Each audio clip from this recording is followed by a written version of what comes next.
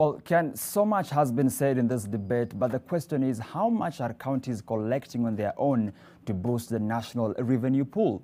The control of budget says rewarding top collecting counties is having a little impact on the collections. In the last 7 years of devolution, nothing has been more consistent as the push and pull between the national and county governments over the equitable share of revenue and the delays in disbursement. At the center of this standoff is the over-reliance of counties on the annual disbursements from the national government due to lack of diversified revenue streams of their own. In fact, in the 2017-2018 financial year, revenue collection in the counties made up only 9% of their combined revenue. The Council of Governors says the coronavirus pandemic has made it even worse. The state of own revenue, as you know, most of our revenue comes from these basic markets, rates, and the fact that these people are not in business, my friend, I can tell you we are facing a crisis.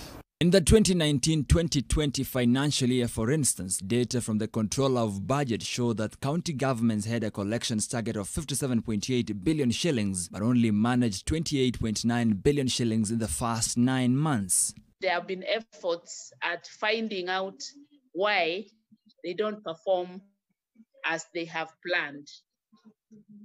Well, so some of the reasons we have found is that sometimes they exaggerate. And with many businesses disrupted and income sources hit hard by the COVID-19 pandemic, the deficit could be even bigger this year. I had projected to collect about 2 billion. I have adjusted to 1 billion. So this is going to be a crisis. When it will end, we don't know. How will you go to Mama Mboka now to collect the service charge? In the current financial year, some 6.3 billion shillings are to be shared out to the 47 counties on the basis of their own revenue generation efforts.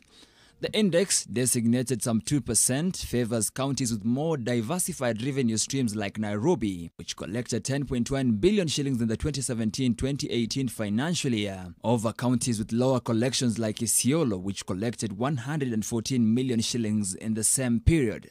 An attempt by the Commission on Revenue Allocation (CRA) to stimulate internal revenue generation by rewarding more collections with more allocations hasn't worked either.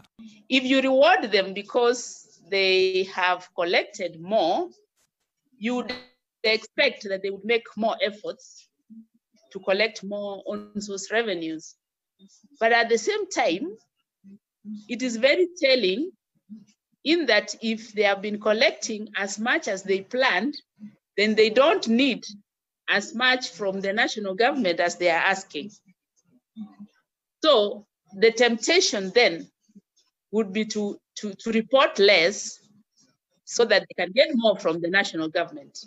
The solution, according to the Controller of Budget, is to expand the own-source revenue collection streams to avoid over-reliance on the national government.